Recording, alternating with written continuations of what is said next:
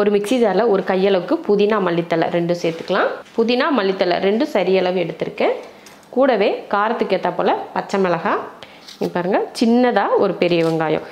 ரொம்ப வெங்காயம் வந்து ரொம்ப பெருசாக இருந்துச்சுன்னா பாதி போட்டுக்கோங்க போதும். நம்ம ஒரு படி அரிசியில் தான் பண்ண போகிறோம். அடுத்து தக்காளி 1, ஒரே ஒரு தக்காளி. அடுத்து தேங்காய் இந்த மாதிரி நம்ம கையில் ஒரு கையளவுக்கு. கூட 1/2 ஸ்பூன் பிரியாணி மசாலா. அடுத்து இஞ்சி பூண்டு பேஸ்ட் 1 ஸ்பூன். இதை அரைச்சி எடுத்துக்கலாம். ஒரு குக்கர் வச்சுட்டு எண்ணெய் ஊற்றிக்கலாம். காஞ்சதும் 2 பட்டை, 2 ஏலக்காய், 2 கிராம்பு, ஒரு அன்னாச்சி பூ சேர்த்துடலாம். கூடவே ஒரு பிரிஞ்சி இலையை சேர்த்துடலாம். பொரிஞ்சதுமே 2 பெரிய வெங்காயம்,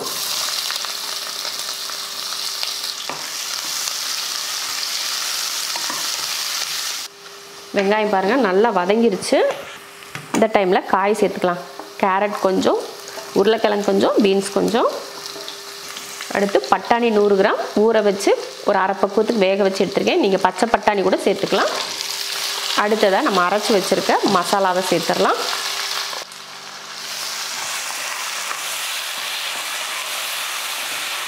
ஒரு நிமிஷத்துக்கு இது போல் அந்த பச்சை வடை போகிற வரைக்கும் வதக்கிட்டு இப்போ தண்ணி சேர்த்துடலாம். இந்த படியில் தான் அரிசி இழந்தேன், அதில் தண்ணி சேர்த்துக்கிறேன். ஒரு லெமன் புளிஞ்சிடலாம். தேவையான உப்பு சேர்த்து கொதிக்க விட்டுறலாம். நல்லா கொதிக்கட்டும். அதுக்கப்புறம் அரிசி போட்டுக்கலாம். நல்லா கொதிக்க ஆரம்பிச்சிருச்சு பாருங்கள். உப்பெல்லாம் சரி பார்த்துக்கோங்க. தண்ணி ஊற்றின அதே படியில் தான் ஒரு படி சீரக சம்பா அரிசி 1/2 மணி நேரமாக ஊற வச்சுருந்தேன். அதை இது போல் தண்ணியை வடிச்சிட்டு சேர்த்துக்கலாம். அவ்வளோதான். இந்த டைமில் உங்களுக்கு உப்பெல்லாம் எப்படி இருக்குது அப்படின்னு சொல்லி நல்லா சரி பார்த்துக்கோங்க. ஒரு கொதி வரட்டும். குக்கர் மூடி போட்டுக்கலாம். அவ்வளோதான், நல்லா கொதிச்சிருச்சு. இப்போ குக்கர் மூடி போட்டுடலாம். 2 விசில் விட்டு ஆஃப் பண்ணிக்கலாம். சூப்பரான ஒரு Andhra style veg pulao ready ஆயிருச்சு. நான் வந்து சீரக சம்பாவில் செஞ்சுருக்கேன். உங்களுக்கு தேவைப்பட்டால் பாசுமதியில் செய்யலாம், இல்லைன்னா நம்ம வீட்டில் நார்மல் சாப்பாட்டு அரிசியில் செய்யலாம். பாசுமதிக்கு தண்ணியோட அளவு இதுதான். நார்மல் அரிசிக்கு 1க்கு 2 சேர்த்துக்கோங்க. அப்போ உங்களுக்கு வந்து கரெக்டாக இருக்கும்.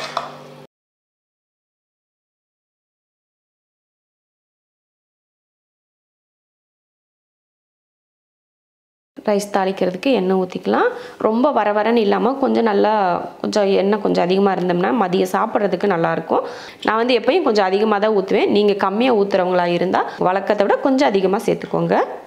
எண்ணெய் காஞ்சதுமே கொஞ்சம் கடுகுளுந்து சேர்த்துடலாம். அடுத்து ஒரு 100 கிராம் அளவுக்கு சின்ன வெங்காயம், ஒரு 6 பல் பூண்டு எடுத்து கொஞ்சம் கருவேப்பிலை சேர்த்துக்கலாம்.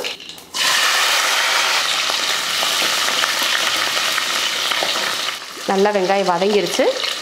3 தக்காளி சேர்த்துக்கலாம். தக்காளி போட்டு காய் சேர்த்துக்கலாம். நமக்கு என்னென்ன காயெல்லாம் வீட்டில் இருக்கோ அந்த காயெல்லாம் சேர்த்துக்கோங்க. கேரட், பீன்ஸு, முருங்கைக்காய், உருளைக்கிழங்கு, கத்திரிக்காய், இப்படி எல்லா காய்களுமே சேர்த்துக்கிறேன். ஒரு 4-5 வெரைட்டி காய் சேர்த்துருக்கேன். நீங்கள் வந்து உங்கள் வீட்டில் எந்த காய் இருந்தாலும் ஒரு காய் இருந்தால் கூட நீங்கள் சேர்த்துக்கலாம். இந்த காயே இல்லாமல் கூட செய்யலாம், அது உங்கள் விருப்பம்தான்.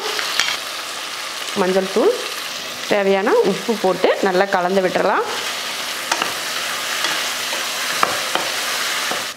காயெல்லாம் நல்லா வதங்கிடுச்சு.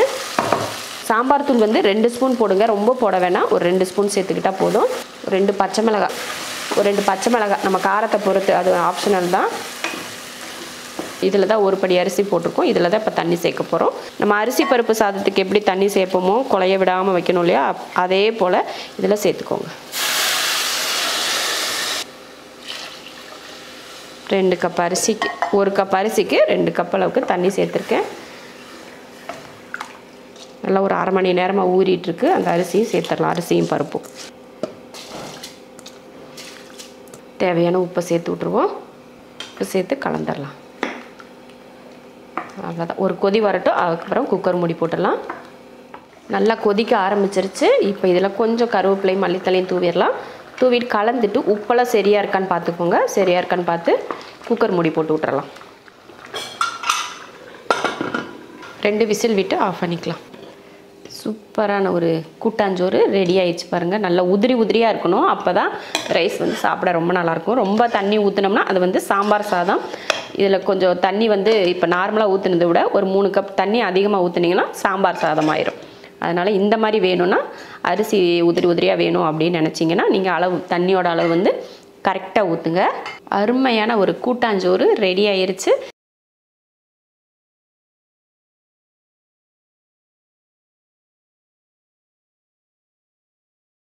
சீரகம் 1/4 ஸ்பூன், கடுகு 1/4 ஸ்பூன், வெந்தயம் 1/4 ஸ்பூனுக்கும் கொஞ்சம் கம்மியாக சேர்த்துக்கிட்டால் போதும்.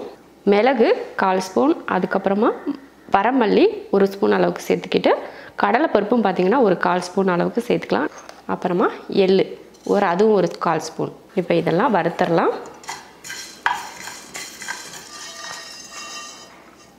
வறுத்தாச்சு. இதை ஒரு தட்டில் மாற்றி வச்சிடலாம். ஆறவும் பவுட்ரு பண்ணிடலாம். வறுத்த மசாலா ஆறிடுச்சு. இப்போ மிக்ஸி ஜாரில் போட்டு அரைச்சி எடுத்துடலாம். மசாலா வந்து பவுட்ரு பண்ணியாச்சு. இப்போ நம்ம தாளித்து விட்டுறலாம். குக்கர் வச்சுட்டு எண்ணெய் ஊற்றிக்கலாம். எண்ணெய் காஞ்சதுமே கடுகு உளுந்து, 1 ஸ்பூன் அளவுக்கு கடலைப்பருப்பு லைட்டாக பொன்னிறமாக ஆனதுமே 1 ஸ்பூன் வேர்க்கடலை, ஒரு 3 வரமிளகாய், நல்லா பொன்னிறமாக வந்துடுச்சு பாருங்கள் கடலைப்பருப்பு இந்த டைம்லேயும். அடுத்து நம்ம அரைச்சி வச்சுருக்கோம் இல்லையா மசாலா, அதையும் சேர்த்துட்டு மஞ்சள் தூள், பெருங்காயத்தூள், கொஞ்சம் கருவேப்பிலை, இதை வதக்கிடுவோம். சும்மா அந்த அப்படியே இப்படி வதக்கிறப்ப பார்த்திங்கன்னா நல்ல மணம் வரும். அடுப்பை வந்து நீங்கள் இந்த மாதிரி தாளிக்கிறப்போ சிம்மில் வச்சுட்டு வதக்குனீங்கன்னா உங்களுக்கு வந்து அதிகமாக கருகாமல் இருக்கும். அவ்வளோதான். இந்த மாதிரி நல்லா தாளித்ததுக்கு அப்புறமா இப்போ நம்ம தண்ணி சேர்த்துக்கலாம். நான் வந்து ஒரு எலுமிச்சை அளவுக்கு புளி எடுத்து கரைச்சி தண்ணி வச்சுருக்கேன், அதையே சேர்த்துக்கலாம்.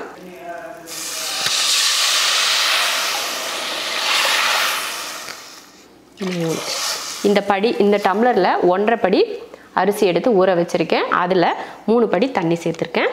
தண்ணி ஊற்றுனதுக்கப்புறமா அரிசி சேர்த்துடலாம். அரிசி வந்து நான் ஒரு அரை மணி நேரம் கிட்ட ஊற வச்சு எடுத்திருந்தேன், அதான் சேர்த்துக்கிறேன். தேவையான உப்பு நல்லா கலந்து விட்டுச்சு. ஒரு கொதி வரட்டும். அதுக்கப்புறமா நம்ம குக்கர் மூடி போட்டுக்கலாம். பார்த்திங்கன்னா நல்லா கொதிக்க ஆரம்பிச்சிருச்சு. இப்போ குக்கர் மூடி போட்டுருவோம். 3 விசில் விட்டு ஆஃப் பண்ணிக்கலாம். அருமையான ஒரு குக்கரில் புளி சாதம் செஞ்சுருக்கோம் பாருங்கள். எவ்வளோ அருமையாக இருக்குது பாருங்கள் பார்க்குறதுக்கு. சூப்பரான ஒரு புளி சாதம் ரெடி ஆயிடுச்சு. நம்ம எப்பயுமே புளித்தொக்கு தனியாக செஞ்சு புளி சாதம் செய்வோம். ஆனால் நம்ம வந்து இப்போ குக்கரோடு சேர்த்தே ஒரே சாதமாக தாளித்து விட்டு புளி சாதம் பண்ணியிருக்கோம். இந்த மாதிரி ஒரு புளி சாதம் நீங்கள் காலையில் அவசரத்துக்கு லஞ்சுக்கு கொடுத்து விட்றதுக்கு நீங்கள் டக்குன்னு ஒரே இதை தாளித்து நீங்கள் கொடுத்து விட்டிங்கன்னா உங்களுக்கு வேலை ரொம்ப ஈஸியாக முடிஞ்சிடும்.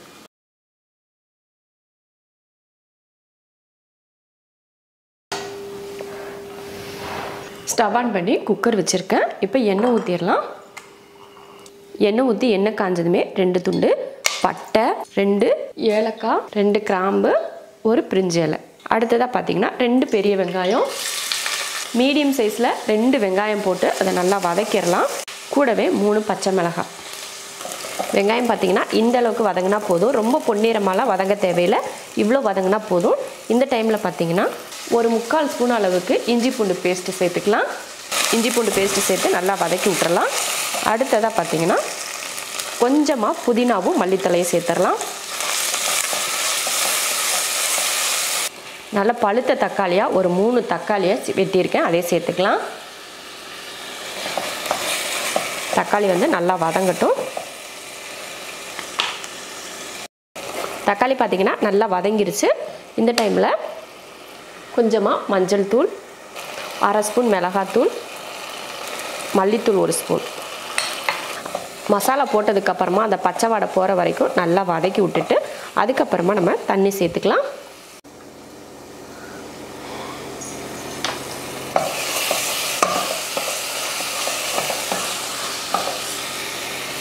இதில் தண்ணி சேர்த்துருவோம். இதில் தான் நான் அரிசி அளந்தேன், இதில் தான் தண்ணி சேர்க்குறேன். இந்த கிண்ணத்தில் தான் நான் வந்து 1 படி அரிசி ஊற வச்சுருக்கேன். 1க்கு 1.5. நான் வந்து பிரியாணி அரிசி தான் ஊற வச்சேன் அப்படிங்கிறதுனால நான் 1க்கு 1.5 ஊற்றிருக்கேன். நீங்கள் நார்மல் அரிசி ஊற வச்சுருந்தீங்க அப்படின்ட்டு இருந்துச்சுன்னா 1க்கு 2 ஊற்றிக்கலாம்.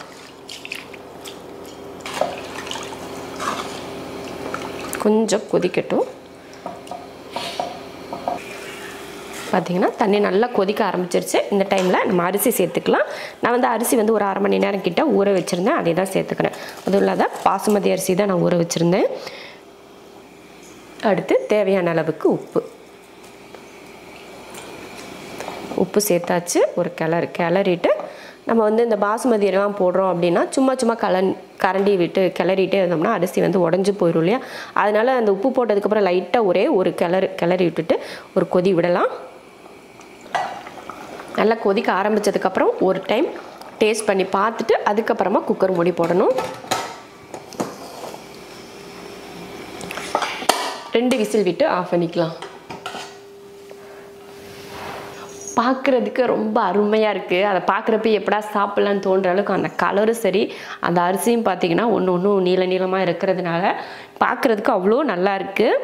இதே பசங்களுக்கு நம்ம ஸ்கூலுக்கோ காலேஜுக்கோ கொடுத்து விடுற மாதிரி இருந்தால் இதில் ஒரு முட்டை வறுவல் மட்டும் செஞ்சு கொடுத்தா போதும், இல்லைன்னா தயிர் பச்சடி மட்டுமே கூட போதும். இதே போல் நீங்களும் செஞ்சு பார்த்துட்டு எப்படி இருக்குன்னு சொல்லிட்டு கமெண்ட்டில் சொல்லுங்கள். பிடிச்சிருந்தா லைக் பண்ணிவிட்டு ஷேர் பண்ணுங்கள்.